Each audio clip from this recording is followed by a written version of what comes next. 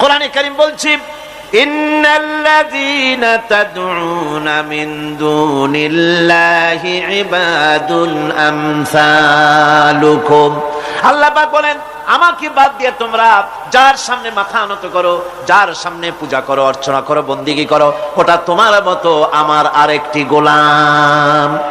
তুমি যেমন আমার গোলাম, ওটাও আমারই গোলাম। একটু জোরে সোরে জিকির করেন, লা ইলাহা ইল্লাল্লাহ, লা ইলাহা ইল্লাল্লাহ, লা ইলাহা ইল্লাল্লাহ, লা ইলাহা ইল্লাল্লাহ, লা ইলাহা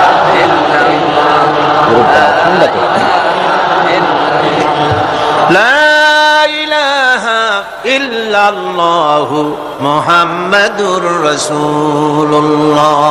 সুতরাং বোঝা যাচ্ছে আল্লাহ হচ্ছেন এক এবং একক। এই আল্লাহ সুবহানাহু ওয়া তাআলা তিনি বলছেন, আমাকে বাদ দিয়ে যার সামনে মাথা নত করো, ওরা আমার গোলাম। সূর্য কার গোলাম? চন্দ্র কার গোলাম? সাপ বলেন, বাঘ বলেন, আগুন বলেন, সব কার গোলাম? এগুলি সব কার কথা শোনে? আগুন যতই পূজা করেন, আগুনের মধ্যে আপনি পড়লে আগুন কি ছাড়বে? ছাড়বে না। তবে হ্যাঁ, আগুনের মালিক যদি বলে তাহলে ছেড়ে দিবে, ঠিক কিনা? ইব্রাহিম আলাইহিস সালামকে আগুনের ভিতরে যখন ফেলে দেওয়া হচ্ছে, ফেরেশতা বলতেছিল, আমার কাছে সাহায্য চাও, আগুন থেকে বাঁচায় দেই। হযরত ইব্রাহিম বলেছিলেন, আমার তো পরীক্ষা হতেছে, ইমতিহান হতেছে, আমাকে ডিস্টার্ব করো না, আমি তোমার কাছে কেন সাহায্য চাইবো? আমি আগুনে পুড়লে পরে আমার মাবুদ, আমার খোদা, আমার আল্লাহ তিনি যদি খুশি হন, তাহলে আমার এমন আল্লাহকে খুশি করার জন্য 1000 বার পুড়তে রাজি আছি। তোমার কাছে কেন সাহায্য চাইবো? আমি তো অন্ধ, আল্লাহর ইবাদত করি না, যিনি আমার দুঃখ দুর্দশা নিজের চোখে না দেখেন। আগুনের মধ্যে পড়ে গেলেন। আল্লাহ পাক আগুনকে অর্ডার করে দিলেন, ইয়া নারু কুনি বারদাও ওয়া সালামান আলা ইব্রাহিম। আগুন, আমার ইব্রাহিমের জন্য ঠান্ডা হয়ে যা, শান্তিদায়ক ঠান্ডা হয়ে যা। তাহলে দেখা গেল আগুনের মালিক হচ্ছেন আল্লাহ পাক। আল্লাহ পাক আজও যদি কোনো পূজা করা রাখবে না আগুনের, আগুনের পূজা করা তো হারাম। আগুন হচ্ছে আল্লাহর গোলাম, আল্লাহর সৃষ্টি, এটা হচ্ছে মাখলুক, আল্লাহ হচ্ছেন খালিক। বিশ্বকবি, কবি সম্রাট আল্লামা ডক্টর ইকবাল কি সুন্দর করে বলেছেন, আজ ভি হো জো ইব্রাহিম কা ইমা पैदा, आज भी हो जो इब्राहिम का इमाम पैदा, आग कर सकती है एक अंदाज गुलिस्तान पैदा। ইব্রাহিমের ঈমান যদি আজও কোথাও হয় বিদ্যমান, করতে পারেন অগ্নিকুণ্ডে খুবসুরত এক গুলিস্তান। এখনো যদি ইব্রাহিমের ঈমান যদি কারো মধ্যে জাগ্রত হয়, আর তাকে যদি আগুনে ভালানো হয়, সে আল্লাহ আজও আছেন না? নাই? আছে কিনা? আল্লাহু লা ইলাহা ইল্লা হুয়াল হাইয়ুল কাইয়্যুম। পড়েন সবাই, আল্লাহু লা ইলাহা ইল্লা হুয়াল হাইয়ুল কাইয়্যুম। তিনি সদা জাগ্রত, তিনি চিরঞ্জীব। সুতরাং মহান শক্তিধর আল্লাহ পাক, তার হচ্ছে সব গোলাম। তুমি গোলাম হইয়া আর এক গোলামের কাছে হাত পাতো, সে তোমারে কিচ্ছু দিতে পারবে না। আমি দৃষ্টান্ত দিতে গিয়ে বলি, একজন ভিক্ষুক সে যদি আরেকজন ভিক্ষুকের কাছে গিয়ে বলে, ভাই আমারে 10টা টাকা দাও, সে 10 টাকা পাবে কই? সারাদিন খয়রাত করে পাইছে মোটে 5 টাকা, তোমারে তো 10 টাকা দিতে পারবে না। ও ভিক্ষুক, তুমিও ভিক্ষুক। সুতরাং গোটা বিশ্ববাসী হচ্ছে আল্লাহ পাকের কাছে ভিক্ষুক। সবগুলি কি ভিক্ষুক? প্রধানমন্ত্রী হোক, প্রেসিডেন্ট হোক, প্রধান সেনাপতি হোক, আল্লাহ পাকের দরবারে এগুলি কিচ্ছুই না, গোলাম। এগুলি সব কি? গোলাম আর গোলাম। সুতরাং মাথা নত করা যাবে না কারোর সামনে। এই প্রকৃতি, এই নেচার শেখাচ্ছে, একজন আছেন, সেটাকে বুঝতে হবে। বোঝার জন্য আল্লাহ কি দিয়েছেন? কি বোঝার জন্য আল্লাহ পাক মানুষকে ব্রেন দিয়েছেন, বিবেক দিয়েছেন। শোনার জন্য কান দিয়েছে, দেখার জন্য চোখ দিয়েছে। আল্লাহ পাক বলছেন, লাহুম কুলুবুন লা ইয়াফকাহুনা বিহা ওয়া লাহুম আয়ুনুন লা ইউবসিরুনা বিহা ওয়া লাহুম আযানুন লা ইয়াসমাউনা বিহা উলাইকা কাল আনআম বাল হুম আযাল উলাইকা হুমুল গাফিলুন। আমি যাদেরকে কান দিয়েছিলাম, কলব দিয়েছিলাম, বিবেক দিয়েছিলাম, বিবেক দিয়ে সব বুঝলো, কিন্তু আমারে বুঝলো না। বিবেক দিয়া সব বুঝলো, বিবেক দিয়া সমস্ত জিনিস, নিজের স্বার্থের জিনিসগুলি বুঝলো, কিন্তু আল্লাহকে বুঝলো না। কান দিয়েছিলাম শোনার জন্য, গান শুনলো, বাজে কথা শুনলো, সব শুনলো, কিন্তু হকের দাওয়াত তার কানের মধ্যে ঢুকলো না। হক বুঝলো না, হক শুনলো না, হক দেখলো না, সত্যকে চিনতে পারলো না। আল্লাহ পাক বলেন উলাইকা কাল আনআম, এরা হলো চতুষ্পদ জানোয়ার, পশু। আল্লাহ কয় না খালি পশু কইলে সারে না, বাল হুম আযাল, একেবারে পশুর চাইতেও নিকৃষ্ট। কারণ কি? কারণ হলো পশু অবিশ্বাসী নয়, পশু অবিশ্বাসী নয়, পশু কাফের নয়, পশু মুশরিক নয়, পশু মুরতাদ নয়, পশু নাস্তিক নয়, ঠিক কিনা? সুতরাং পশুর চাইতেও খারাপ, পশুর চাইতেও খারাপ। পশু যেটা বোঝে তাও বোঝে না। পশু তো অন্তত মালিকের আনুগত্য করে, তার কথা শোনে, যার খায় তার কথা শোনে। কুত্তাটাও, কুকুরও যার খায় তার কথা শোনে, ঠিক কিনা গণ? অথচ যে আল্লাহ রাব্বুল আলামিন খেতে দিলেন, পড়তে দিলেন, সব কিছু দিলেন, তার ইবাদতটা বুঝতে চেষ্টা করলো না, তার ইবাদত বুঝতে চেষ্টা করলো না, তার গোলামি করতে জানলো না। সুতরাং এগুলি হচ্ছে উলাইকা কাল আনআম, এগুলি চতুষ্পদ জন্তু এবং জানোয়ারের মতো, বরং তার থেকেও নিকৃষ্ট। মানুষকে আল্লাহ পাক জ্ঞান দিয়েছিলেন, সেই জ্ঞান দিয়ে সে দূরবীন আবিষ্কার করলো, জ্ঞান দিয়ে দূরবীন আবিষ্কার করলো, যাতে করে শকুনের চাইতেও তীক্ষ্ণ দৃষ্টি সম্পন্ন হয়। সে গাড়ি আবিষ্কার করলো, যাতে করে চিতাবাঘের চাইতেও বেশি দৌড়াইতে পারে। সে সাবমেরিন আবিষ্কার করলো, যাতে করে মাছের চাইতেও বেশি দ্রুতগামী হয়ে চলতে পারে পানির তলা দিয়া। সব কিছুই করলো, কিন্তু তার মনুষ্যত্বকে বাড়াইতে পারলো না, মনুষ্যত্বকে বাড়াতে পারলো না। এই মনুষ্যত্বই ছিল সবচেয়ে বড় জিনিস।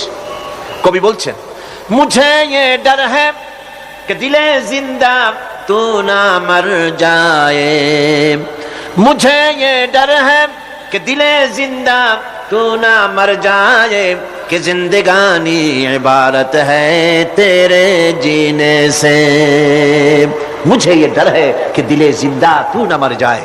আমার এই ভয় হয়, হে আমার জীবন্ত আত্মা, তোর না অপমৃত্যু হয়ে যায়। কারণ তোর যদি অপমৃত্যু হয়, তাহলে আমার তো বেঁচে থাকার কোনো লাভ নাই।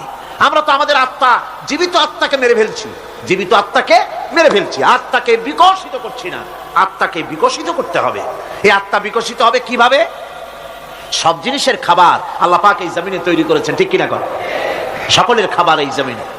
মানুষ যেহেতু তৈরি হয়েছে এই মাটি দিয়ে, সেই জন্য আল্লাহ রাব্বুল আলামিন মানুষের খাবার মাটি দিয়ে তৈরি করে দিয়েছেন। কলা দিয়েছেন, কচু দিয়েছেন, আলু দিয়েছেন, মূলা দিয়েছেন, তাল দিয়েছেন, বেল দিয়েছেন, মাছ দিয়েছেন, তরকারি দিয়েছেন, পনির দিয়েছেন, দুধ দিয়েছেন, গোশত দিয়েছেন। খাবারের কোনো অভাব রাখে নাই, সব মাটি দিয়েছে। কিন্তু যেই রুহটা আমাদের ভিতরে, যে আত্মাটা আমাদের মধ্যে, যে আত্মা থাকলে পরে বাঁচি, আত্মা না থাকলে পরে মরে যাই, সেই রুহের খাবার আমরা কেউ দিতেছি না। রুহটা কি? আল্লাহ পাক বলছেন, নবী আপনাকে প্রশ্ন করা হয়, ওয়ায়াসআলুনাকা আনির রূহ কুলির রূহু মিন আমরি রাব্বি। নবী হে, প্রশ্ন করা হয় রূহ কি জিনিস? এর জবাব হচ্ছে এই, বলে দিন রূহ হচ্ছে আল্লাহর একটু অর্ডার, একটু হুকুম তোমার ভিতরে কাজ করছে। ওই রূহেরও কিছু খাবার আছে, ওই রূহেরও কিছু খাবার আছে। সেই রূহকে খাবার জমিনে তৈরি হবে না। রূহ গোশত খাবে না, পনির খাবে না, দুধ খাবে না, সর খাবে না, ফল খাবে না, কি খাবে? রূহের খাবার। যেহেতু রূহ এই পৃথিবীতে তৈরি হয় নাই, রূহ এসেছে আলমে আরওয়াহ থেকে, সেজন্য রব্বুল আলামিন রূহের খাবার পাঠিয়েছেন লৌহ মাহফুজ থেকে। আল্লাহ পাক কোরআনে কারীমকে রূহের খোরাক করে পাঠিয়েছেন। রূহকে যদি বাঁচাতে চান, তাহলে তার একমাত্র খাদ্য হতেছে তেলাওয়াতে কোরআন। তেলাওয়াতে কোরআন যত তেলাওয়াত করবেন ততই মজা লাগবে। সুবহানাল্লাহ, কোন সুবহানাল্লাহ। একটু হারাম শরীফ থেকে বেড়ায় আসেন। টাকা পয়সা যাদের আছে তাদের বলছি, পয়সা কড়ি যাদের আছে, সিঙ্গাপুর বেড়ায়। আর সিঙ্গাপুর বেড়ায় করবা কি? মার্কেটিং ছাড়া আর কিছুই নাই। সিঙ্গাপুর, ব্যাংকক, হংকং, এই সমস্ত জায়গায় ঘুরে টুরে আইসে খুব দেখে আসছে। টাকা নষ্ট করে লাভ নাই, বরং পয়সা করি যদি আল্লাহ দিয়ে থাকেন হজ তো করবেনই। পয়সা করি বেশি থাকলে রমজান মুবারকে উমরা করে এসেন। রাসূল কারীম সাল্লাল্লাহু আলাইহি ওয়াসাল্লাম বলেছেন, যে ব্যক্তি রমজান মুবারকে উমরা করলো সেজন্য আমার সাথে হজ আদায় করলো। কেন বলছি? এই জন্য বললাম, আল্লাহ পাক আমাকে কয়েকবার নসিব করেছেন। সেখানে যখন রমজান মুবারকে যখন তেলাওয়াত হতে থাকে তারাবিহের ভেতরে, মনে হচ্ছে যেন আকাশ থেকে ওহী নাজিল হতেছে। মানুষের চোখের পানি, নাকের পানি একাকার হয়ে যায় হারাম শরীফের ভিতরে। সেখানে তো মুনাজাত সারা বছর মুনাজাত হয় না, মুনাজাত হয় রমজান মুবারকে বেতেরের নামাজের ভিতরে। বেতেরের নামাজের ভিতরে ইমাম সাহেব হাত তুলে মুনাজাত করেন, অন্তত 8 থেকে 10 লক্ষ মানুষ হজের মৌসুমের মতো কাঁদতে কাঁদতে পাগল হয়ে যায়। কোরআন কি মজা! কোরআন হচ্ছে রুহের খাবার। আমরা তো রুহের খাওয়াই না, ঘোড়ার উপরে চড়ি, গাধার উপরে চড়ি, ঘোড়ারে গাধারে জন্মের মতো মোটেই খাইতে দেই না, নিজে খাই জন্মের মতো। খাইয়া ঘোড়ারে খাইতে দেওয়া হয় না, গাধারে খাইতে দেওয়া হয় না। ফলে ওর উপরে যখন সওয়ার হয় তখন ঘোড়া গাধা না খাইতে খাইতে একদিন 4 ঠ্যাং 4 দিকে দিয়া জায়গায় সিটে মরা ছাড়া আর কোনো পথ থাকে না। আমাদের মানুষেরা খায় কি? সুবহানাল্লাহ। এই যে শবে বরাত আসতেছে, কি যে খাবে! দিশা আগের থেকে লিস্ট তৈরি হয়ে যায় কতটা আইটেম তৈরি করা হবে। রমজান মাসে আল্লাহ একটু কম টম মান্দায় খাবে, একটা রমজান মাসে আল্লাহ দিলেন। সেই রোজার মাসে যে সারাদিন খায় না, এটাকে উসুল করে ইফতারের সময় সে যে কত খাবার, চোখ সারা বড় হয়ে যাবে দেখো। পেঁয়াজি, বেগুনি, হালিম, শরবত, তরমুজ, বেল, কলা, কচু, না কি খাইতে খাইতে মাগরিবের রক্ত শেষ। কয় ভাই নামাজটা কোন রকম পড়ে আসি, তারপরে খাবো না। আবার গেল নামাজ পড়তে, আবার এসে খাইলো, খাইয়া তারপরে আবার ভাত খাইলো। কেমনে যে খায় আল্লাহই জানে, গলায় আঙ্গুল দিলে পাওয়া যায় এরকম খাইয়া। তারপরে তারাবি পড়তে দাঁড়ায় না, জনমের মতো খাইলে পরে তো অলস হবে শরীর। তারাবি পড়তে দাঁড়াইছে, লম্বা কেরাত হচ্ছে, উনি রুকুতে আছে, ইমাম সেজদায় চলে গেছে, ওনার খবর নেই। অথবা উনি সেজদায় পড়ে আছেন, ইমাম কোথায় উঠে গেছে তার খবর নেই। সুবহানাল্লাহ। সুতরাং নিজে খাইয়া পেটটারে দুম্বার মতো সাইজ বানাইয়া কোনো লাভ নাই। পেট বড় বানাবেন না, সিনা বড় বানান। সিনা বড় বানান, সিনার ভিতরে কোরআন ধারণ করেন, মজা পাবেন। এই আল্লাহ রাব্বুল আলামিন এত বড় নিয়ামত, এই কোরআন, এর থেকে বড় নিয়ামত পৃথিবীতে আর নাই। শ্রেষ্ঠ নিয়ামত, এর থেকে বড় নিয়ামত আছে ভাই? এই শ্রেষ্ঠ নিয়ামতকে পড়তে শিখুন, বুঝতে শিখুন, হেদায়েতের সবের মধ্যে আছে। সুতরাং আল্লাহ রাব্বুল আলামিন মনুষ্যত্বকে, আত্মাকে বিকাশ করার জন্য কোরআনে কারীম দিয়েছিলেন। মানুষ এই জ্ঞান দিয়ে আবিষ্কারের পিছনে চলে গেল। হ্যাঁ, আবিষ্কার দরকার আছে, মোটেই আমি এটাকে অস্বীকার করি না, সব দরকার। কিন্তু সেই সাথে আল্লাহ পাকের সাথে যে সম্পর্কটা থাকা দরকার ছিল, সেই সম্পর্ক থেকে মানুষ নিজেকে বিচ্ছিন্ন করেছে। কোরআনে কারীমে আল্লাহ পাক বলছেন, লাকাদ খালাকনাল ইনসানা ফি আহসানি তাকওয়িম। সব থেকে সুন্দর করে বানিয়েছি কারে? মানুষ। চিল্লা এখন কারে? মানুষ হলো সবচাইতে সুন্দর, সবচাইতে সুন্দর সৃষ্টি আমার। ওগুলা, এই মানুষগুলি হচ্ছে আশরাফুল মাখলুকাত। মানুষ কি মাখলুকাত? সৃষ্টির সেরা। আপনারা সৃষ্টির সেরা হইলেন কি দিয়া? আপনারা কি বাঘের মতো দৌড়াতে পারেন? বল্লার মতো হুল ফুটাইতে পারেন? কুত্তার মতো কামড়াইতে পারেন? হাতির মতো শক্তি আছে? গরিলার মতো শক্তি আছে? মাছের মতো সাঁতরাইতে পারেন? সাপের মতো ক্রুদ্ধতা আছে? সিংহের মতো হিংস্রতা আছে? তো কিসের, কোন দিক থেকে আপনি আশরাফুল মাখলুকাত হলে? আশরাফুল মাখলুকাত হয়েছেন জ্ঞানের কারণে। কিসের কারণে? সেই জ্ঞানটার জন্যই তো আপনি সৃষ্টির সেরা। এই সৃষ্টির সেরা মানুষ, সুন্দর মানুষ, এই মানুষগুলি সুম্মা রাদাদনাহু ফি আসফালা সাফিলিন। সুম্মা রাদাদনাহু আসফালা সাফিলিন।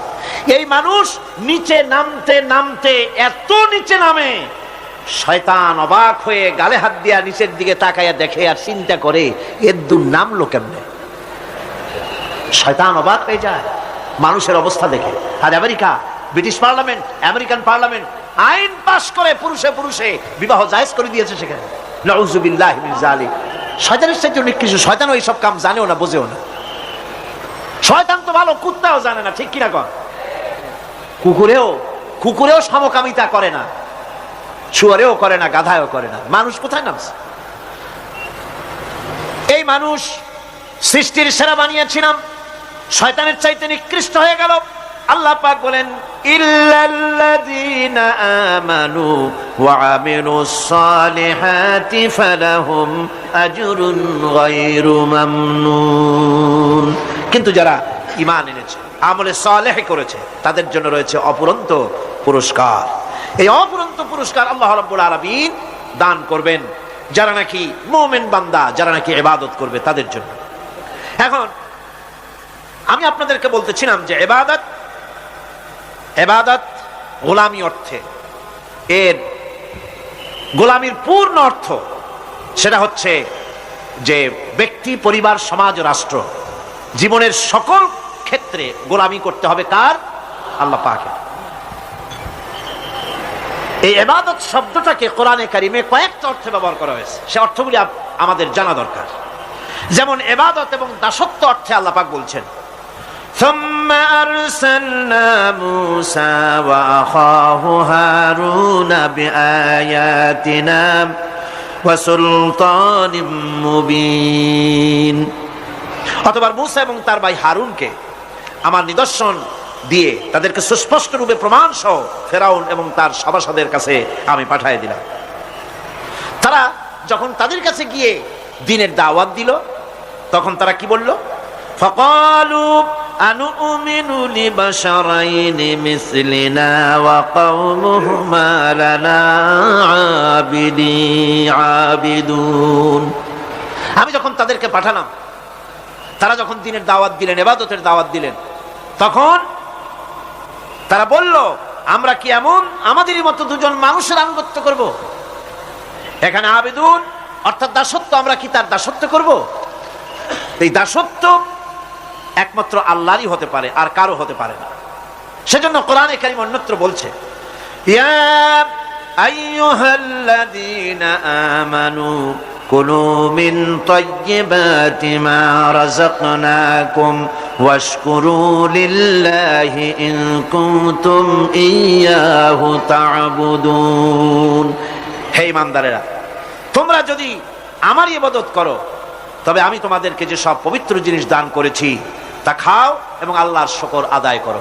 তো ইবাদত আল্লাহ পাকের করলে আল্লাহ পাক তাদেরকে খেতে দিবেন, পড়তে দিবেন, সবকিছু আল্লাহ পাক করে দিবেন। তো আল্লাহ পাকের ইবাদত করতে হবে, আল্লাহ পাকের উপর ঈমান আনতে হবে, আর তাগুতকে অস্বীকার করতে হবে। অন্য আরেকটি আয়াতে কথাটা এভাবে এসেছে, ফামান ইয়াকফুর বিত-তাগুতি ওয়া ইউমিন বিল্লাহি ফাকাদ ইসতামসাকা বিল উরওয়াতিল উসকা লা ফিসামা লাহা ওয়াল্লাহু সামিউন আলীম। ফামান ইয়াকফুর বিত-তাগুত, যে ব্যক্তি তাগুতকে অস্বীকার করলো, ওয়া ইউমিন বিল্লাহ এবং আল্লাহর উপর ঈমান এনেছে, ফাকাদ ইসতামসাকা বিল উরওয়াতিল উসকা, সে এমন এক মহান অবলম্বন ধারণ করলো যে কোনো জিনিসই তাকে বিচ্ছিন্ন করে দিতে পারবে না। এমন এক মহান অবলম্বন ধারণ করেছে। সুতরাং আল্লাহর উপর ঈমান আনতে হবে, তাগুতকে অস্বীকার করতে হবে। ইবাদত জীবনের সকল ক্ষেত্রে করতে হবে কার? আল্লাহ পাক। কোরআনে কারীম বলছে, এর আগে আমি প্রথমে শুনিয়েছি, সমস্ত নবীরা, আম্বিয়া আলাইহিস সালাম, তারা তার নিজের জাতিকে গোলামির জন্য দাওয়াত দিয়েছেন। আল্লাহ পাকের বলেছেন, আমার জাতি, একমাত্র নবী মুহাম্মদ রাসূলুল্লাহ সাল্লাল্লাহু আলাইহি ওয়াসাল্লাম আমার জাতি, তিনি বলেন নাই। তাকে দিয়ে আল্লাহ পাক বলেছেন, ইয়া আইয়ুহান নাসু উবুদু রাব্বাকুমুল্লাযী খালাকাকুম ওয়াল্লাযীনা মিন ক্বাবলিকুম লাআল্লাকুম তাত্তাকুন। ইয়া আইয়ুহান নাসু উবুদু রাব্বাকুমুল্লাযী খালাকাকুম, রাব্বাকুম উবুদু রাব্বাকুম আয় আতিউ রাব্বাকুম, গোলামি করো, আনুগত্য করো, দাসত্ব করো তোমার সেই প্রভুর, সেই রবের, যিনি তোমাকে সৃষ্টি করেছেন, তার আনুগত্য জীবনের সব ক্ষেত্রে করো। এক জায়গায় করলে হবে না, সব জায়গায় করলে হবে। আগামী রাত্রিটা হচ্ছে শবে বরাত, তাই না? বোঝেন নাকি বোঝেন না? আগামী রাত্রিটাই আমরা হচ্ছে সেই ধরনের মানুষ, মিনিমাম লেবার ম্যাক্সিমাম প্রফিট। অল্প কাজ করে বেশি প্রফিট যদি করা যায়, আমরা সেই পক্ষে বেশি। শবে বরাত, শবে কদরে ইবাদত করিয়া জীবনের সব গুনাহ মাফ করাইতে চাই, আর করাইয়া মনে করলাম, বিশ্বাস করলাম যেটা এইভাবে হয়, কিন্তু পরের দিন থেকে আবার যেরকম ছিল মানুষ সেরকম হয়ে যায়। সারা রাত জাগলো শবে বরাতে, সারা রাত জাগলো। সকালবেলায় যে ব্যবসায়ী সারা রাত জাগলো, সকালবেলায় দোকানে দিয়ে ওজনে কম দেওয়ার অভ্যাসটার পরিবর্তন হইল না। যে কৃষক সারা রাত জাগলো, পরের দিন জমিনের আইল ঠেলার অভ্যেসটা পরিবর্তন হলো না। যে ব্যক্তি মিথ্যা কথা বলতো, চুরি করত, ডাকাতি করত, যে অফিসার সারা রাত জেগেছেন, পরের দিন অফিসে গিয়ে তার ঘুষ খাওয়ার বদভ্যাস থেকে তিনি নিজেকে বিরত রাখতে পারেননি। তাহলে এই শবে বরাত করে রাত জেগে ফায়দা কতটুকুন? কতটুকুন ফায়দা? হ্যাঁ, ফায়দা কিছু আছে, ফায়দা আছে। সেটা হলো পায়াস খাওয়া, সেটা হলো গোশত খাওয়া, রুটি খাওয়া, এই ফায়দা তো হবেই, এগুলি হয়। কিন্তু আপনার মূল ফায়দা হবে কি করে যদি আপনার অভ্যাসের পরিবর্তন না হয়? কথা বোঝেন কিনা? কথা বোঝেন কিনা? মূল অভ্যাসের তো পরিবর্তন করতে হবে। একজন মাঠে মাঠে ঘুরছে, আর এক পাগল এসে জিজ্ঞেস করছে, ঘুরছো কেন? ঘুরবো না, আগামীকাল কোরবানির দিন, গরু তালাশ করতেছি, গরু পাচ্ছি না, বাজারে টাজারে ঘুরলাম, আবার আর এক বাজারে যাচ্ছি। আরে বাজারে বাজারে গরু কেন? মাঠে কত গরু আছে, একটা ধরে জবাই দিলেই তো হয়। লোকটি বলছে, দেখো পরের গরু জবাই দিলে তো গোনা হবে। কয় না, তুমি অঙ্ক বোঝো না। গরু জারি হোক, কোরবানির দিনে গরু জবাহ যদি করো তাহলে সওয়াব একটা হবে। কোরবানি উপলক্ষে জবাহ করছে, একটা সওয়াব পাবা না? তো কোরবানির জন্য একটা সওয়াব হবে, আর চুরির জন্য অবশ্যই একটা পাপ হবে। কোরবানি যখন দিবা তো কোরবানির সওয়াব আর চুরির পাপ ভগ্নাংশের মতো কাটাকাটি হয়ে যাবে, গোশত খাবা ফাও। তো মানুষের অবস্থা তো তাই হয়েছে। মানুষের অবস্থা হয়েছে শবে বরাতে সারা রাত জাগবো, কান্দাকাটি করবো, ফাও ফাও গুনাহ মাফ হয়ে যাবে, আর গোশত রুটি তো আসি, যদ্দূর পারলাম খাইলাম।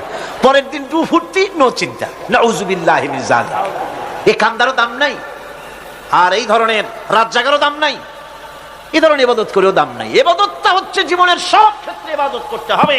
ইবাদত সম্পর্কে মিস ইন্টারপ্রিটেশন যেটা এসেছে, ভুল অর্থ যেটা এসেছে, সেই ভুল অর্থের কারণে মানুষ শুধু মনে করে নামাজ, রোজা, হজ, যাকাতই শুধু ইবাদত না। ইবাদত হচ্ছে জীবনের সকল ক্ষেত্রে গোলামিটা হতে হবে আল্লাহ পাকের সব জায়গায়।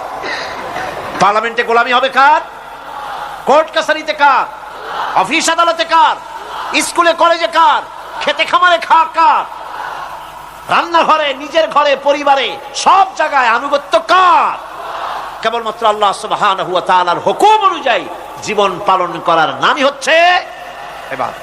এই ইবাদত, নামাজ পড়ার নাম ইবাদত, নামাজ না পড়ার নামও ইবাদত। রোজা রাখার নামও ইবাদত, রোজা না রাখাও ইবাদত। এখন আপনারা বলতে পারেন, যেটা ঠিক আশ্চর্য কথা শুনাইলেন, নামাজ পড়া তো ইবাদত, নামাজ না পড়া আবার কোন দেশে ইবাদত? রোজা রাখা তো ইবাদত, রোজা না রাখা কোন দেশে ইবাদত? মূল কথা হচ্ছে 5 ওয়াক্ত নামাজ সময় মতো পড়বেন, তা তো আপনার ইবাদত হবে। কিন্তু সূর্য উদয়ের সময়, সূর্য ঠিক মাথার উপরে থাকার সময়, সূর্য ঠিক অস্তগামী হওয়ার সময় নামাজ পড়া জায়েজ নাই, সেজদা করা জায়েজ নাই, হারাম করা হয়েছে। সুতরাং এই 3 সময় নামাজ না পড়াটাই ইবাদত। সারা বছর রোজা রাখবেন, ইবাদত হবে। কিন্তু 2 ঈদের 5 দিন রোজা রাখা হারাম করা হয়েছে, ওই 5 দিন রোজা না রাখাটাই, তার অর্থ হলো জীবনের সমস্ত কাজটাই হলো ইবাদত হবে, যদি মুসলমান আল্লাহর হুকুম মাফিক তার জীবনকে পরিচালনা করে। আপনার চোখের চাহনিটাও তো ইবাদত হবে। সুবহানাল্লাহ। এই চোখ দিয়ে গুনাহ কামাই করা যাবে, আবার এই চোখ দিয়ে সওয়াব কামাই করা যাবে। যদি কোনো সন্তান তার মা বাবার দিকে ভক্তির নজরে, মহব্বতের নজরে যদি তাকায়, নবীজি বলেছেন একটা কবুল নফল হজের সওয়াব আমলনামায় লেখা যাবে। সাহাবীরা প্রশ্ন করেছেন, যদি কেউ 100 বার তাকায় তো কি হবে? নবীজি বলেছেন, আল্লাহ রাব্বুল আলামিনের নিয়ামতের ভান্ডার অফুরন্ত নিয়ামতের, সেখানে কোনো অভাব নাই। যদি কোনো বান্দা যদি তার মা বাপের দিকে দৈনিক 100 বার তাকায় তো ওই বান্দার আমলনামায় 100 কবুল নফল হজের সওয়াব লেখা যাবে। তাহলে দেখা গেল চোখের চাহনি আপনার ইবাদত, আপনার ঘুম ইবাদত, আপনার চাকরি ইবাদত, আপনার ব্যবসা বাণিজ্য ইবাদত। তার মানে হলো আল্লাহর গোলামি, আল্লাহর হুকুম অনুযায়ী কাজ করার নামই হচ্ছে ইবাদত। ইয়াকা না'বুদু ওয়া ইয়াকা নাস্তাঈন। পড়েন সবাই, ইয়াকা না'বুদু ওয়া ইয়াকা নাস্তাঈন।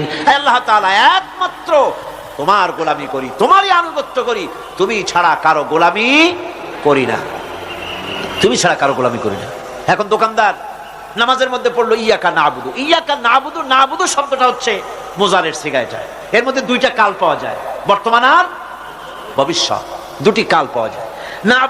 না'বুদু এই শব্দ দিয়ে বোঝানো হচ্ছে কি, আল্লাহ পাক এই নামাজের ভিতরে যেমন তোমার হুকুম পালন করে নামাজ আদায় করছে, যেমন নামাজের ভিতরে কিছু খাওয়া যায় না, বাইরে খাওয়া জায়েজ ছিল, নামাজ পড়ছি বলে খানাটা আমার জন্য হারাম হয়ে গেছে। কথা বলা জায়েজ ছিল, নামাজের ভিতরে কথা বলা হারাম করে দিলাম। এদিক ওদিক তাকানো জায়েজ ছিল, নামাজের ভিতরে ইদুবুদিক তাকানো বন্ধ করে দিলাম। তার মানে আমার জন্য চিরস্থায়ী, সব সময়ের জন্য আমার জন্য হালাল করে দেওয়া জিনিসগুলি এই নামাজের ভিতরে অল্প সময়ের জন্য হারাম করে প্রমাণ করে দিলাম। মাবুদ গো, এই নামাজের পরে চিরস্থায়ী হারামগুলি এইভাবে আমার জন্য হারাম করে নেব। নামাজটা পড়ছি যেভাবে করে, নামাজের বাইরের জীবন চালাবো সেইভাবে করে। সেজদা দিলেই তো সওয়াব হয়। সেজদা দিলে কি হয়? সওয়াব হয়। যদি কেউ 5-6টা সেজদা দিয়ে দেয় এক রাকাতের মধ্যে তো কি হবে? যদি কেউ নামাজ পড়লে তো সওয়াব হয়। ফজরের নামাজ যদি 4 রাকাত পড়ে তো কি হবে? মাগরিবের নামাজ যদি 2 রাকাত পড়ে অথবা 4 রাকাত পড়ে তো কি হবে? ইচ্ছে করে যদি এভাবে করে, ভুল করবে নয়, ইচ্ছে করে যদি করে, তাহলে আল্লাহর আইনের সঙ্গে বিরোধিতা করছে বলে সে বিদ্রোহী হিসাবে প্রমাণিত হবে। সুতরাং কথা হচ্ছে নামাজের ভিতরে আয় আল্লাহ পাক ইয়াকা নাবুদু, এই নামাজের ভিতরে তোমার হুকুম মেনে যেভাবে নামাজ আদায় করি, নামাজের বাইরের জীবনটাও তোমার হুকুম মেনে পালন করব। এটাই হচ্ছে ইবাদতের মূল থিম, মূল আইডিয়া, মূল ফিলোসফি। নামাজ ইবাদত করতে হবে জীবনের সব ক্ষেত্রে। নামাজের ভিতরে বললাম ইয়াকা নাবুদু, দোকানদার। এ লোকটা কি? দোকানদার। ঘি বিক্রি করবে, ঘি আনছে দোকানে। তারপরে নামাজ পড়তে দাঁড়িয়েছে। দোকানের পেছনে ছোট্ট ঘর আছে, নামাজ পড়তে দাঁড়িয়েছে। শুরু করে দিল আল্লাহু আকবার, আলহামদুলিল্লাহি রাব্বিল আলামিন আর রহমানির রহিম মালিকি ইয়াউমিদ্দিন ইয়্যাকা না'বুদু ওয়া ইয়্যাকা। তাড়াতাড়ি পড়তে হবে যেহেতু খরিদ্দার আসতেছে। খরিদ্দার 2-4 জন ভিড় জমা এসেছে, নামাজ ছেড়ে দিয়েছে। কর্মচারীকে ডাকছে, পেরেশন ভিতরে আসলো। আমি তো কেবল খাঁটি ঘি নিয়ে আসছি, ওর মধ্যে তো ভেজাল দিই নেই। তাড়াতাড়ি করে ওর মধ্যে যা দিয়ে ভেজাল দিতে হয় ভেজাল ডাল দিয়ে ঠিক মতো দিয়া তারপরে বিক্রি করবি। 100 টাকা কিনছি, 250 টাকা করে বিক্রি করবি। আল্লাহু আকবার, রহমানির রহিম মালিকি ইয়াউমিদ্দিন ইয়্যাকা না'বুদু ওয়া ইয়্যাকা নাস্তাইন। এটা নামাজ হইল কর? এই নামাজের আল্লাহর কোনো দরকার আছে? কোনো দরকার নাই। ইবাদত তো হবে নামাজ যার হুকুমে, ব্যবসা তার হুকুমে। নামাজে সেজদা দিব যার হুকুমে, রোজা রাখবো তার হুকুমে, নামাজ পড়বো যার হুকুমে, অর্থনীতি চালাবো তার হুকুমে, নামাজ পড়বো যার হুকুমে আমার দেশের কলকারখানা চলবে, নামাজ পড়বে যার হুকুমে পার্লামেন্ট চলবে তার হুকুমে, নামাজ পড়বো যার হুকুমে রাজনীতি চলবে তার হুকুমে। এর উল্টা পাল্টা যদি হয় মুসলমান মানতে পারে কখনই। সুতরাং মুসলমানকে আনুগত্যের মস্তককে অবনত করে দিতে হবে আল্লাহ পাকের সামনে। আল্লাহর সঙ্গে আর বান্দার সঙ্গে হক আছে। বান্দার উপরে আল্লাহর হক এবং আল্লাহর উপরে বান্দার হক কি, এ ব্যাপারে একটি হাদিস আপনাদেরকে শোনানো যায়। হাদিসটি হচ্ছে ওয়ান মুআজ বিন জাবাল রাদিয়াল্লাহু তাআলা আনহু قال كنت رديف النبي صلى الله عليه وسلم على حمار فقال لي يا معاذ أتدري ما حق الله على العباد وما حق العباد على الله। হযরত মুআজ বিন জাবাল রাদিয়াল্লাহু তাআলা আনহু বলেন যে আমি রাসূল করিম সাল্লাল্লাহু আলাইহি ওয়াসাল্লামের পেছনে তার গাধায় সওয়ার ছিলাম। তিনি আমাকে জিজ্ঞেস করলেন, মুআজ তুমি কি জানো বান্দার উপরে আল্লাহর হক কি এবং আল্লাহর উপরে বান্দার হক কি? তিনি বললেন, আল্লাহু ওয়া রাসূলুহু আ'লামু, আল্লাহ এবং তার রাসূল খুব ভালো করে জানেন। রাসূল করিম সাল্লাল্লাহু আলাইহি ওয়াসাল্লাম জবাব দিলেন, ক্বালা হাক্কুল্লাহি আলাল ইবাদ আন ইয়াবুদুহু ওয়া লা ইউশরিকু বিহি শাইআ ওয়া হাক্কুল ইবাদি আলাল্লাহ আন লা ইউআযযিবু মান লা ইউশরিক বিহি শাইআ। আল্লাহর নবী বলেন, বান্দার উপরে আল্লাহর উপরে বান্দার হক হতেছে, আল্লাহর উপরে বান্দার হক হতেছে বান্দা আল্লাহ পাকের ইবাদত করবে, আল্লাহর গোলামি করবে, আল্লাহর আনুগত্য করবে, দাসত্ব করবে। সেই আনুগত্য ইবাদত আর গোলামির ভিতরে কাউকে শরীক স্থাপন করবে না। বান্দার উপরে আল্লাহর হক হতেছে যেই বান্দা আল্লাহ পাকের ইবাদত করবে, গোলামি করবে, আর কোন শিরক করবে না, কিয়ামতের দিন ওই বান্দা সম্পর্কে আল্লাহর হক হবে বান্দাকে জাহান্নামের আগুন আল্লাহ পাক হারাম করে দিয়ে তার জান্নাত দিয়ে দিবেন। এটাই হলো বান্দার উপর আল্লাহ পাকের হক। সুতরাং ইবাদত হবে সলিড কার জন্য? আল্লাহ পাকের জন্য। জোরে বলেন কার জন্য? একমাত্র কেবলমাত্র শুধুমাত্র আল্লাহ পাকের জন্য গোলামি হবে। সাধারণ জনগণের দাবি হচ্ছে মিনিমাম দাবি, খুবই কম। তাদের দাবি হলো মোটা সুতার কাপড় চাই ইজ্জত ঢাকার জন্য, পেট ভরে খেতে চাই, পোলাও কোরমা বিরিয়ানির দরকার নাই, আর আশ্রয়ের জন্য ছোট্ট একটু ঘর চাই, চোর ডাকাতের উপদ্রব থেকে নিরাপত্তা চাই। কথা ঠিক কিনা? আমি বললাম স্পিকার সাহেব আজ পর্যন্ত যতগুলি গভর্নমেন্ট এসেছে বাংলাদেশে, প্রত্যেকটি গভর্নমেন্ট আমার দেশের জনগণের এই ন্যূনতম দাবি, এই আশা পূরণ করতে ব্যর্থতার পরিচয় দিয়েছে। কেউ পারে নাই। যারাই গেছে তারাই তাদের নিজেদের আখের গোছাবার চেষ্টা করেছেন। সব নিজেকে নিয়ে ব্যস্ত, নিজের লোকদের নিয়ে ব্যস্ত, জনগণ নিয়ে চিন্তা নাই। সুতরাং মানুষের চাহিদা হচ্ছে খাদ্য আর নিরাপত্তা। আমরা কি খাদ্য আর নিরাপত্তা সত্যি কি চাই? চাই। খাদ্য যদি চাই ক্ষুধার সময়, নিরাপত্তা যদি চাই ভীতির সময়, আল্লাহ রাব্বুল আলামিন বলেন কোন গভর্নমেন্ট দিতে পারবে না, দুনিয়ায় কেউ দিতে পারে নাই, পারবেও না। ক্ষুধার সময় যদি খাদ্য চাও, ভীতির সময় যদি নিরাপত্তা লাভ করতে চাও, তাহলে ফালইয়াবুদু রাব্ব হাযাল বাইত, এই ঘরের মালিকের ইবাদত কর। কোন ঘর? কাবা ঘর। বলেন কোন ঘর? কাবা ঘর। কাবা শরীফের মালিকের ইবাদত কর। তাহলে কি হবে? আল্লাযী আত'আমাহুম মিন জু'ইন ওয়া আমানাহুম মিন খাউফ। এই ঘরের মালিকের ইবাদত যদি করো, তাহলে ক্ষুধার সময় তিনি তোমাদেরকে খেতে দিবেন, আর ভীতির সময় তিনি তোমাদের নিরাপত্তা দান করবেন। এ ওয়াদা কার? চিল্লায় বলেন ওয়াদা কার? আল্লাহ পাকের ওয়াদা বিশ্বাস হলো না, এমনই পোড়া কপালের মুসলমান। নির্বাচন যখন আসলো, সলিমউদ্দিন সাহেব আসতেন মঞ্চের উপরে, পরিচয় করানো হচ্ছে। এত আপনারা যার বক্তৃতা শোনার জন্য দ্বিপ্রহরের রৌদ্রে কষ্ট করতেছিলেন, এখন সেই সংগ্রামী জননায়ক, বিপ্লবী সন্তান, তিনি এখন আপনাদের সামনে বক্তব্য রাখবেন। উনি দাঁড়ায় বললেন, ভাইয়ার আমার, বোনের আমার, আমি এবার বোতল মার্কা বাক্স নিয়ে দাঁড়াইছি, আমারে সকলে মিলে ভোট দেন। এবার যদি ক্ষমতায় যেতে পারি, না খাইয়া কেউ মরবে না, কিন্তু কি খাইয়া মরবে তাও কয় না। মানুষেরা এই কথাগুলি বিশ্বাস করলার সমানে ভোট দিল। হায় রে কপাল!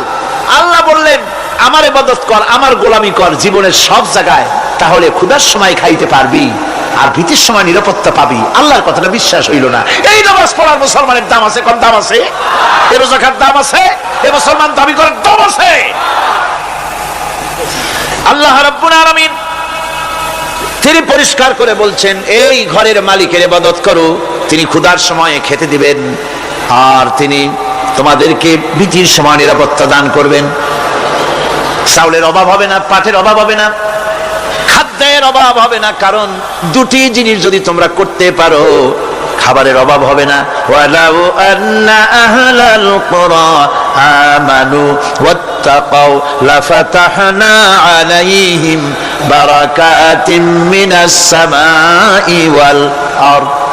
দেশের লোকেরা, জনপদের লোকেরা যদি দুইটা কাজ করে, এক নম্বরে হলো আমার উপরে ঈমান আনবে, দুই নম্বরে হলো আমাকে ভয় করার নীতি অবলম্বন করে যদি চলে, তাহলে ওই দেশের মানুষের জন্য আকাশ আর জমিনের সব বরকতের দরজা আমি আল্লাহ খুলে দেব।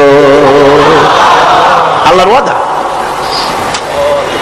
আল্লাহ পাকের নিকট মানুষের সবচাইতে বড় দাবি কি?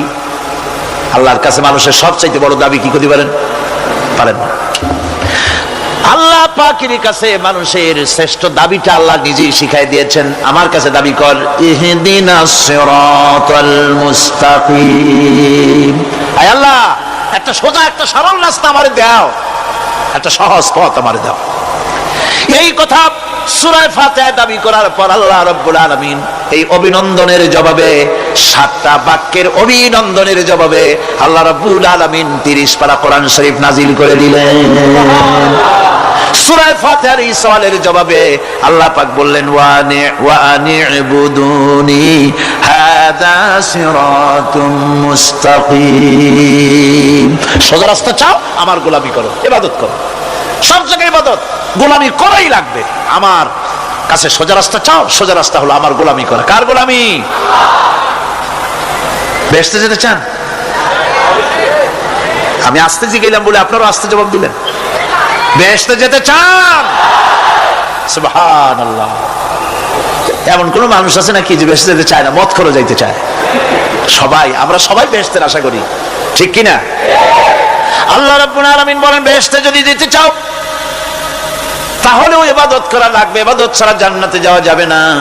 ফাদখুলি ফি ইবাদি ওয়াদখুলি জান্নাতি, সর্বপ্রথম আমার বান্দার মধ্যে দাখিল হয়ে যা, আমার গোলামীর মধ্যে দাখিল হওয়া, আমার গোলাম হয়, এরপরে আমার জান্নাতে চলে যা। আগে গোলাম হবি, তারপরে কোথায় যাবি? জান্নাতে যাবে। আগে গোলাম হ, আগে গোলামীর খাতায় নাম লেখা, আগে সত্যিকারের আমার বান্দা হ, গোলাম, এরপরে জান্নাতে যাওয়া যাবে। জান্নাতে যাইয়া আল্লাহর সাথে কি দেখা করতে চাই? আল্লাহর সাথে দেখা করতে চাই। আল্লাহ রাব্বুল আলামিন বলেন ফামা কানা ইয়ারজু লিকা রাব্বিহি ফালইআমাল আমালান সালিহান ওয়া লা ইউশরিক বিইবাদাতি রাব্বিহি আহাদা। তোমাদের মধ্যে যদি কেউ আল্লাহর সঙ্গে, তার রবের সঙ্গে যদি কেউ দেখা করতে চায় তাহলে সে যেন ভালো ভালো কাজ করে, নেক কাজ করে, আর তোমার রবের সাথে অর্থাৎ আল্লাহ রাব্বুল আলামিনের সাথে ইবাদতের মধ্যে যেন কাউকে শরীক না করে। শিরক যদি না করো, খাঁটি গোলাম, খাঁটি বান্দায় যদি পরিণত হতে পারো, কিয়ামতের দিন আল্লাহ রাব্বুল আলামিনের সঙ্গে দিদার নসিব হয়ে যাবে। এই গোলামি করব কতদিন? কতদিন গোলামি করব?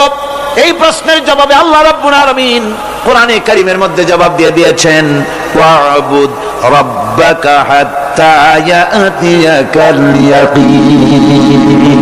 মৃত্যু পর্যন্ত, যতক্ষণ না নাক দিয়ে শেষ প্রশ্বাসটি, নিঃশ্বাসটি বেরিয়ে যাচ্ছে, ততক্ষণ পর্যন্ত আনুগত্য, গোলামি সবটা হবে কার? জোরে চিল্লা এখন কার? এই গোলামি জীবনের সব ক্ষেত্রে করতে পারলে আমরা মুসলমান, আর করতে না পারলে মুসলমান নামে মুনাফিক। না পারলে কি?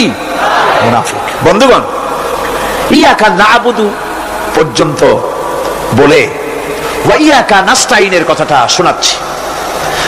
সূরা ফাতিহার ভিতরে আমরা পড়ি, পড়েন আমার সাথে, ইয়াকা নাবুদু ওয়া ইয়াকা নাস্তাইন। হে আল্লাহ, একমাত্র তোমার গোলামি করি আর একমাত্র তোমার কাছে সাহায্য চাই। তুমি ছাড়া কারো কাছে সাহায্য? এটা কি ঠিক? এটা কি আমাদের মনের কথা, ঈমানের কথা? আল্লাহ করুন, আল্লাহ করুন, বলি আমিন। হাদিস শরীফে বলা হয়েছে ইজা সাআলতা ফাসআলিল্লাহ ওয়া ইজা ইসতাআনতা ফাসতাইন বিল্লাহ। কিছু চাইতে হলে আল্লাহর কাছে চাও, কিছু বলতে হলে, ভিক্ষা করতে হলে আল্লাহর কাছেই ভিক্ষা করো। কার কাছে ভিক্ষা করবেন? আল্লাহর কাছে বলুন। আমার বন্ধুগণ, আমি আমার ঈমান থেকে কথা বলি, আমি আমার ঈমান থেকে কথা বলি। কোরআন এবং হাদিস পড়ে যতটুকু আল্লাহ বোঝার তৌফিক দিয়েছেন সেই কথাগুলি পেশ করার জন্য চেষ্টা করি। বন্ধুগণ, এদিক ওদিক কোন দিকে না ঘুরে মসজিদে যান, মসজিদে গিয়ে নামাজ পড়েন, আর আল্লাহর কাছে হাত পেতে আল্লাহরে বলেন। সেজদা গিয়া যখন রব্বুল আলামিনের দরবারে কিছু চাইবেন, হুজুরের কাছে জিজ্ঞেস করা হয়েছে, হুজুর, বান্দা কখন আল্লাহর নিকটবর্তী হয়ে যায়? আল্লাহর নবী বলেছেন, বান্দা যখন সেজদা দেয় তখন বান্দা একেবারে আল্লাহ পাকের কাছে চলে যায়। আল্লাহর কাছে চান, যা দরকার, ছেলে নাই, মেয়ে নাই, বউ নাই, অথবা চাকরি নাই, প্রমোশন চাই, ব্যবসায় উন্নতি চাই, যা দরকার কাকে বলবেন? মনটাকে পরিষ্কার করুন, আজকে মনটাকে সাফ করুন, সমস্ত দুর্বলতা থেকে মনকে উঠায় আনো, বিশ্বাস করুন, যা চাওয়া, যা বলা সবটা আল্লাহর কাছে। কার কাছে? আমি তার গোলাম। আমি কার গোলাম? আল্লাহ ছাড়া কারো কাছে আমার অভিযোগ তুলবো না, সবটা বলবো আল্লাহর কাছে। বলে দেখেন, বলে দেখেন আল্লাহ পাক কিভাবে আপনাকে সাহায্য করেন। সুবহানাল্লাহ। ভাইরা আমার, আল্লাহ রাব্বুল আলামিন রাসূল করিম সাল্লাল্লাহু আলাইহি ওয়াসাল্লামকে বলেছেন, ফাইদা ফারাগতা ফানসাব ওয়া ইলা রাব্বিকা ফারগাব। যখন তুমি খালি হাত হয়ে যাবে, দাঁড়িয়ে যাবে এবং তোমার রবের কাছে মিনতি জানাবে, কিছু যখন থাকবে না, তোমার রবের কাছে দাঁড়ায় যাও আর তার কাছে মিনতি জানাও, তোমাকে আল্লাহ ভরপুর করে দিবেন। ভান্ডের কোনো অভাব নাই। আমাদের ভান্ড হচ্ছে যত দেব তত কমবে, আর আল্লাহর ভান্ড যত দেয় তত সমান সমান থাকে, মোটেই কমে না, মোটেই কমে না। সুতরাং দয়াল বাবা বাবা যান কেবলা যান বাবা, কি যে কবে আর কি করবে দিশা করতে পারে না। গান বাজনা, তারপরে গোসল শরীফ, কি জানি হাবিজাবি শরীফ, কোন শেষ নাই, বেদাত দিয়ে ভরে গেছে। এগুলি বিশ্বাস করবেন না, বিদআত খারাফা, এর সাথে মুসলমানের কোনো সম্পর্ক নাই। গান বাজনার সাথে মুসলমানের কোনো সম্পর্ক।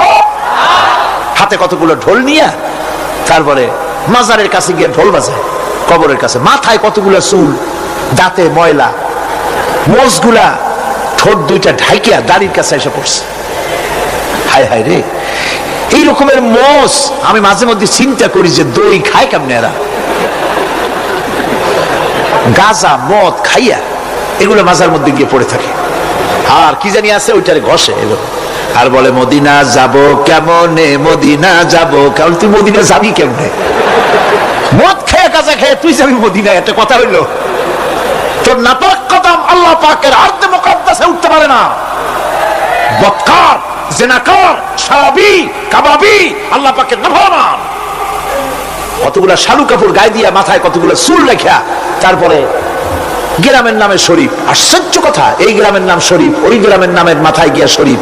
শরীফ তো মক্কা শরীফ, মদিনা শরীফ, কোরআন শরীফ, হাদিস শরীফ। আর শরীফের দরকার নাই। শরীফের জাত মারছে গ্রামে গ্রামে শরীফ লাগাইয়া, কর্ণফুলী শরীফ, চন্দ্রকোনা শরীফ। আশ্চর্য কথা, শরীফ শব্দের একটা ইজ্জত থাকা উচিত, ঠিক কিরকম? আপনাদেরকে সতর্ক হতে হবে। আনুগত্য এবং গোলামি সকল ব্যাপারে আল্লাহ পাকের করতে হবে। চাইতে হবে কার কাছে? আল্লাহর কাছে। আমার ওই কথা আপনাদের মনে আছে কিনা জানি না। সম্রাট শাহজাহানের সময় এক ফকির, এক ভিক্ষুক ভিক্ষা করে বেড়াতো। 70-80 বছর বয়স হয়ে গিয়েছে। এক লোক বলছে, সারা জীবন তো তোমার ছোটবেলা থেকে ভিক্ষা করতে দেখলাম। সে বলল, মানুষের দেয় তো 2 পয়সা 1 পয়সা, ভিক্ষা ছাড়া করবোটা কি? লোকটি বলল, তোমার একটা পরামর্শ দেই, একদিন সম্রাটের কাছে গিয়ে যে দেখো, একবারে যা দেবে খাইয়া কুলাইতে পারবে না। সম্রাট শাহজাহান কোথায় আছে এখন? দেখো গিয়ে মসজিদে আছে।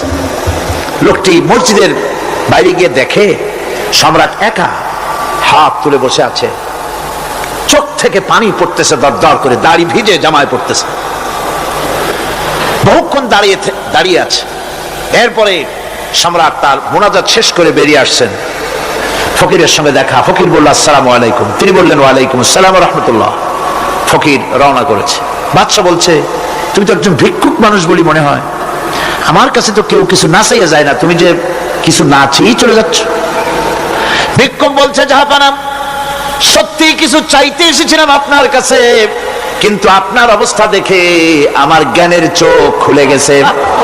আমি দেখতে পেলাম আমি যে সম্রাটের কাছে ভিক্ষা চাইতে আসলাম, আমি তো শুধু তাকাই আছি, আমি তো কান্দি না, বরং আমি যার কাছে চাইতে এসেছি তিনি আমার চাইতে আরো নগণ্য ভিক্ষুকের মতো হয়ে কার কাছে যেন হাত পেতে চোখের পানি ফেলে কান্দে। মনে মনে ভাবলাম, সম্রাট কান্দে যে সম্রাটের কাছে, ওই আল্লাহ ছাড়া জীবনে কারো কাছে কিছু চাইব না।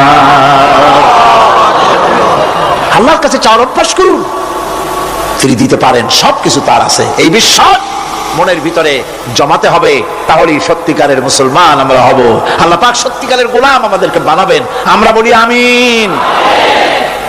আজকে আমি বেশি কথা বলবো না, কারণ আজকে হলো পবিত্র এক রাত। অনেকে রোজা রেখেছেন, আবার সারা রাত অনেকে ইবাদত করবেন। সুতরাং সেই পথে আমি আর অন্তরায় সৃষ্টি করতে চাই না।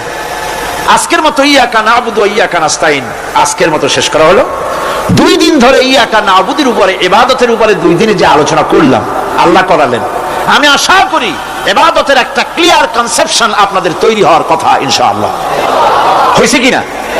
আল্লাহ পাক কবুল করুন, জোরে বলে আমিন। আমি যা বুঝাতে চেষ্টা করেছি কোরআন দিয়ে, আল্লাহর কোরআনকে কোরআন দিয়ে বুঝাতে চেষ্টা করেছি, ঠিক কিনা? আল্লাহ পাক আমাদেরকে কবুল করুন, আমরা যেন ইবাদত বুঝি, জোরে বলেন আমিন। ভাইরা আমার, আগামীকাল আখেরি মোনাজাত, আর আজকে শবে বরাতের মোনাজাত। এই মোনাজাতের জন্য দাঁড়ানো ভাইরা বসে, যত লোক দাঁড়ানো দেখছি সব লোক মোনাজাত করার জন্য সবাই মহব্বতের সাথে বসে পড়েন, মোনাজাতের জন্য বসে পড়ুন। বসতে বললে আবার দাঁড়ান কেন? জোরে সোরে জিকির করেন আল্লাহ আল্লাহ আল্লাহ আল্লাহ। কি মাশাআল্লাহ, নিয়ে আসেন। একটু জোরে করেন না, মোহাম্মতের সাথে করেন।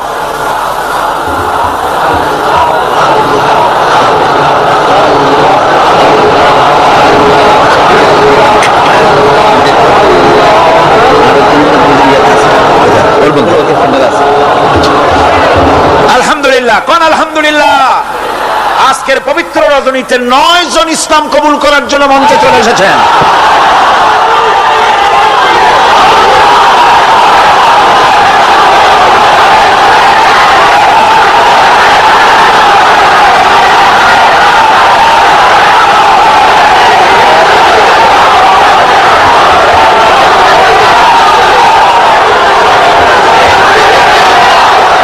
বসেন, আমি বসার জন্য অনুরোধ করছি। সবাই বসুন, বসুন, বাস বাস, সবাই বসেন, সবাই বসেন। স্লোগানের দরকার নাই, আর বসুন। আমি আবারও বলি, আমার বড় আফসোস হয়, মুনাজাতের কথা শুনলে কিছু লোক হাঁটেন। আমি আশ্চর্য হই, কলিজার সাহসটা কি? আল্লাহর কাছে মুনাজাত করা এত বড় বিশাল মাহফিল, আর তার থেকে নিজেকে হতভাগ্য বানায়া মাহফিল থেকে হাঁটে যান। ভয় করা উচিত আল্লাহ পাককে। আল্লাহ হেদায়েত করুন, জোরে কোন আমিন। মুনাজাতের লোভ সামলান কেমনে? আল্লাহ পাক সকলকে রহম করুন। 9 জন ইসলাম কবুল করার জন্য এসেছেন, আলহামদুলিল্লাহ। একজন নাম হচ্ছে হারাধন্দে, বর্তমান নাম পছন্দ করেছে মোহাম্মদ হাসান মুরাদ। 2 গোপাল কৃষ্ণ দাস, বর্তমান নাম পছন্দ করেছে মোহাম্মদ আব্দুর রহমান। এর মধ্যে 3 জন আছে মহিলা, যারা মহিলা প্যান্ডেলের মধ্যে আছেন। চন্দনা রানী দাস, বর্তমান নাম পছন্দ করেছেন মুসাম্মাত রাবেয়া খাতুন। আল্লাহ সত্যি রাবেয়ার মতো বানায় দিন। অঞ্জনা দাস, বর্তমান নাম পছন্দ করেছেন মুসাম্মাত ফারজানা ইয়াসমিন। চিনু রানী দাস, বর্তমান নাম পছন্দ করেছেন মুসাম্মাদ জান্নাতুল ফেরদাউস। মাশাআল্লাহ।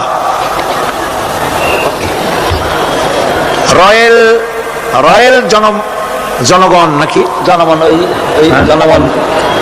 জনমন সুমন, বর্তমান নাম পছন্দ করেছে মোহাম্মদ হাসান সানি। পলাশ তালুকদার, বর্তমান নাম পছন্দ করেছে মোহাম্মদ আব্দুর রহিম। মাখন চন্দ্র পাল, বর্তমান নাম পছন্দ করেছে মোহাম্মদ জাহাঙ্গীর আলম। 9 নম্বর স্বপ্না, বর্তমান নাম পছন্দ করেছে খাদিজা বেগম। যেসব মহিলা, 3 জন মহিলা আপনারা ইসলাম কবুল করবেন, আপনারা প্যান্ডেলের ভিতরে, মহিলা প্যান্ডেলের মধ্যে আমি এখন যা বলতেছি আপনারা আমার সাথে তা উচ্চারণ করবেন। আর আপনারা আমার কাছে আসেন, সবাই কাছে আসুন, কাছে, সব একদম কাছে আসেন, হাত দেন।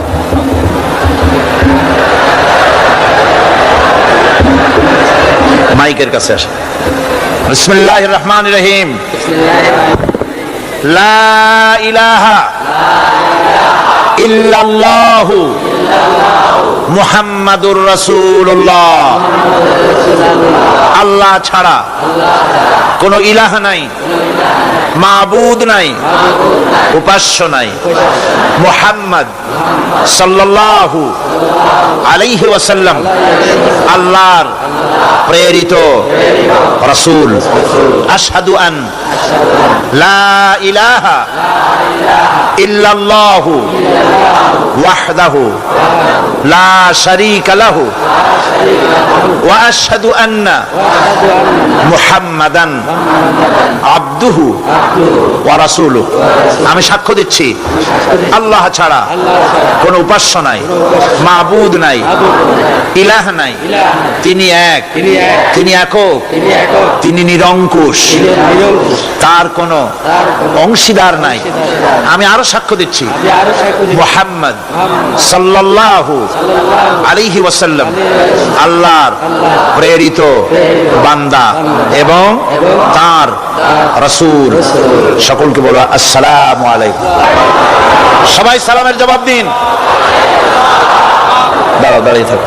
আমি এই বিশাল জনসমুদ্রের পক্ষ থেকে, তাওহীদি জনতার পক্ষ থেকে এই নতুন ভাইদেরকে বুকে আলিঙ্গন করে আমি তাদেরকে সম্মানিত করছি।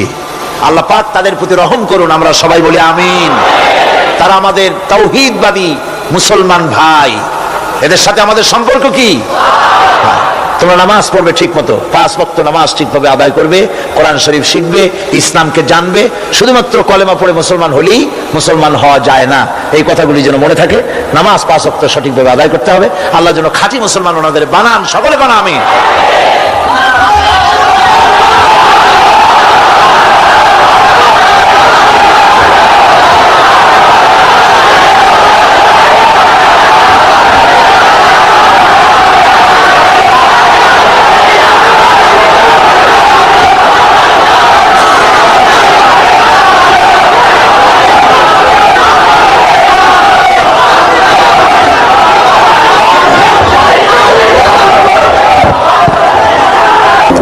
اللهم آمين. ربنا ظلمنا أنفسنا وإن لم تغفر لنا وترحمنا لنكونن من الخاسرين. ربنا لا تزغ قلوبنا بعد إذ هديتنا وهب لنا من لدنك رحمة إنك أنت الوهاب. أي الله تعالى পবিত্র কোরআনে কারিমের তাফসীরের মাহফিলের আজকের চতুর্থ রজনীতে আয় আল্লাহ, আমরা তোমার দরবারে গুনার বোঝা নিয়ে তোমার দরবারে হাত তুলেছি।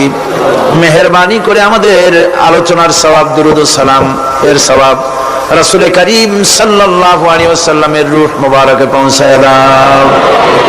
রব্বুল আলামিন, আমাদের মধ্য থেকে যাদের মা বাপ দুনিয়া থেকে বিদায় হয়ে গেছে, আয় আল্লাহ কোন অবস্থায় আছে জানি না, রব্বুল আলামিন আজকের এই পবিত্র রজনীতে তোমার দরবারে হাত তুলেছি, আমাদের মা বাপের গুনাহ খাতা মাফ করে দাও। রব্বুল আলামিন মা বাপের কবরগুলিকে জান্নাতের টুকরায় পরিণত করে দাও। রব্বির হামহুমা কামা রব্বায়ানি সগীরা। পড়েন সবাই, রব্বির হামহুমা কামা রব্বায়ানি সগীরা। হে আল্লাহ তাআলা, জীবনে গুনাহ করে করে জীবনটারে আমরা নষ্ট করে ফেলেছি। মাবুদ গো, মেহেরবানি করে আমাদের तमाम জিন্দেগীর গুনাহ খাতা maaf করে দাও। আমাদের দাদা দিনা নানি, আত্মীয় স্বজন, পাড়া প্রতিবেশী, আমাদের পীর ওস্তাদ, আমাদের মুর্শিদ, আমাদের বন্ধু বান্ধব যারা মারা গেল, কবরগুলিকে জান্নাতের টুকরা বানাইয়া দাও। রব্বুল আলামিন, তোমার হাবিব বলেছেন 3000 বছর বসে জাহান্নামের আগুন উত্তপ্ত করা হয়েছে। রক্ত মাংসের শরীর নিয়ে জাহান্নামের আগুন সহ্য করতে পারবো না বাবু, তুমি দয়া করে মেহেরবানি করে জাহান্নামের আগুন আমাদের জন্য হারাম বানাইয়া দাও। আয় আল্লাহ তাআলা, আমাদের মা বাপ, আমাদের স্ত্রী পুত্র পরিজন যারা মারা গেছে, সকলের জন্য জাহান্নামের আগুন হারাম বানাইয়া দাও। রব্বুল আলামিন, আমাদেরকে তোমার খাঁটি গোলামদের মধ্যে শামিল করে নাও। আয় আল্লাহ তাআলা, রব্বুল আলামিন, কিয়ামতের ময়দানে যেদিন পায়ের নিচে হবে তোমার মতো মাটি, আর মাথার উপরে প্রকাণ্ড সূর্যের কিরণ হবে, মাথাটা ফেটে গিয়ে, মাথার চান্দি ফেটে গিয়া মগজগুলি গলে গলে নাক কান দিয়ে বেয়ে পড়তে লাগবে, জিহ্বাটা কুকুরের মতো ছুটে নাভিস্থল পর্যন্ত পড়ে যাবে। ময়দানে সারা পড়বে পানি পানি বলে। আল্লাহ, ওই দিনে তোমার হাবিবের হাতের কাউসারের পেয়ালা আমাদের নসিব করে দিও। রব্বুল আলামিন, আয় আল্লাহ তাআলা, লক্ষ লক্ষ মানুষ তোমার দরবারে ভিক্ষুকের মতো হাত তুলেছি। আয় আল্লাহ, কিয়ামতের দিন তুমি দয়া করে আমাদেরকে সেই জান্নাত দান করো, যেই জান্নাতের ভিতরে তোমার হাবিব বসা থাকবেন।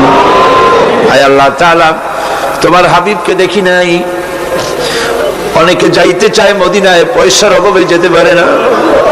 সারা জীবন কাবা শরীফের দিকে ফিরে তোমাকে সিজদা দেয়, সেই কাবা অনেকে দেখে নাই। এই রকমের লোক যারা আছে, যেতে মন চায়, হজ নসিব করে দাও। তোমার হাবিবের রওজার কিনারে গিয়ে জীবনে বারবার সালাম দেওয়ার তৌফিক দিয়ে দাও রব্বুল আলামিন। তাম পৃথিবী মুসলমানদের জন্য আজকে বড় বিপদের দিন। বসনিয়ার মুসলমানেরা মরতেছে, সোমালিয়ায় না খেয়ে মরে, কাশ্মীরের মুসলমান মরে, সুদানে, সোমালিয়ায়, এরিত্রিয়ায়, বার্মায়, ফিলিপিনে, দুনিয়ার বিভিন্ন জায়গায় মুসলমানেরা কষ্টের ভিতরে আছে। আল্লাহ, মুসলমানের গুনার দিকে না তাকাইয়া তোমার হাবিবের উম্মতের কথা চিন্তা করে আল্লাহ তুমি মাফ করে দাও রব্বুল আলামিন। তোমার হাবিবের বরকতে, তার তোফাইলে আল্লাহ তুমি দয়া করে বিশ্ব মুসলমানদের মুক্তি দাও। দুনিয়ার মুসলমানদের এক বানায় দাও, নেক বানায় দাও। আয় আল্লাহ তাআলা, তাম পৃথিবীর বুকে মুসলমানদের হারানো সম্পদ, হারানো ইজ্জত আবার তুমি ফিরাইয়া দাও রব্বুল আলামিন। মা বোনেরা প্রতিদিন কষ্ট করে মাহফিলে আসেন, আমরা সবাই মিলে আমাদের মা বোনদের জন্য দোয়া করি। আল্লাহ তুমি দয়া করে মেহেরবানি করে মা বোনদের জিন্দেগির গুনাহ মাফ করে দাও, নিঃসন্তানীকে সন্তান দিয়ে দাও। আয় আল্লাহ রব্বুল আলামিন, আমাদের বিবি বাল বাচ্চা যা দান করেছো সবগুলোকে দিনদার ইমানদার নামাজি বানাও। আজকের এই পবিত্র রাত্রে মাবুদকে দয়া করে মেহেরবানি করে আমাদের প্রতি তোমার রহমতের নজর দিয়ে তাকাও। আল্লাহ তাআলা, সমাজ কল্যাণ পরিষদ তোমার উপরে ভরসা করে বিরাট খরচের বোঝা মাথায় নিয়ে মাহফিলের আয়োজন করেছেন। আল্লাহ তুমি দয়া করে তোমার বান্দাদের দিল খুলে দাও, তাদের হাত খুলে দাও, যাতে করে ঋণ মুক্ত তারা করে দেয় রব্বুল আলামিন। দয়া করে মেহেরবানি করে মাহফিল তোমার দরবারে কবুল করে দাও। আর একটা দোয়া করি, গতকাল তোমার বান্দারা কুষ্টিয়া থেকে যারা আসতেছিলেন, দুটো অবিবাহিত যুবক ছেলে মারা গেল, আল্লাহ শাহাদাতের দরজা নসিব করে দাও। ওর মধ্যে একজন তো আছে যার বাপ নাই, তার মা তার উপরে নির্ভর ছিল। ওই মা যখন খবরটা পেয়েছে, তার বুকে কেমন ভাবে অবস্থা হয়েছে, তার মাকে ধৈর্য ধরার তৌফিক দিয়ে দাও রব্বুল আলামিন। ইন্ডিয়া থেকে, বার্মা থেকে, বাংলাদেশের প্রত্যন্ত অঞ্চল থেকে মানুষেরা কষ্ট করে এসেছেন, বড় আশা নিয়ে এসেছেন। আল্লাহ সকলের দিলের নেক মকসুদ তুমি পুরা করে দিও রব্বুল আলামিন। আমাদের প্রিয় জন্মভূমি বাংলাদেশের উপরে তোমার রহমত নাজিল করো, আমার দেশকে তুমি কবুল করো, সব রকমের ষড়যন্ত্র থেকে দেশটারে তুমি বাঁচাও। আয় আল্লাহ তাআলা, দেশে কোরআনের শাসন চালু হয়েছে, দৃশ্য আমাদের দেখার তৌফিক দাও। আয় আল্লাহ, যদি কেউ দেশের উপরে জুলুম করার চিন্তা করে, মুসলমানদের উপরে, আলেমদের উপরে, ইসলামের উপরে হাত দেওয়ার চিন্তা যদি কেউ করে, আল্লাহ সে হাতগুলি তুমি অবশ করে দাও। আয় আল্লাহ, মুসলমানের দেশ, পৃথিবীর দ্বিতীয় বৃহত্তম মুসলিম দেশ, আমাদের ভুলের কারণে তুমি আমাদেরকে শাস্তি দিয়েছো,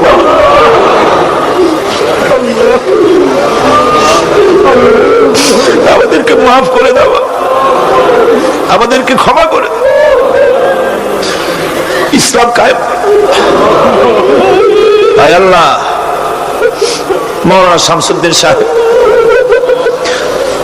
এমন ছিল যে বাপ মার ঔরসে এসেছে, সেই বাপ মাকে জান্নাত নসিব করে দাও। জীবনের সবচেয়ে বড় নিয়ামত তিনি হারিয়েছেন, চোখ। তার জন্য তার মনে কোনো কষ্ট নাই, তোমার ইচ্ছার উপরে তিনি রাজি। আয় আল্লাহ, তুমি তার উপরে রহম করো, যতদিন বেঁচে থাকেন তিনি সুস্থ অবস্থায় রাখো। সমাজ কল্যাণ পরিষদকে, তার সমস্ত প্রজেক্টকে তুমি কবুল করো। আরেকটি সুন্দর শিক্ষা প্রতিষ্ঠান হচ্ছে দারুল ইরফান নাম করে। আল্লাহ, এই দারুল ইরফানকে যে উদ্দেশ্য নিয়ে তৈরি হচ্ছে, এই শিক্ষা প্রতিষ্ঠান কি তুমি দয়া করে কবুল করো। রব্বানা তাকাব্বাল মিন্না ইন্নাকা আনতাস সামিউল আলিম ওয়া তুব আলাইনা ইন্নাকা আনতাত তাওয়াবুর রহিম। সুবহানা রাব্বিকা রাব্বিল ইজ্জাতি আম্মা ইয়াসিফুন ওয়া সালামুন আলাল মুরসালিন আলহামদুলিল্লাহি রাব্বিল আলামিন। ওয়াজআল আখিরা কালিমাতিনা ইনদাল মাউত লা ইলাহা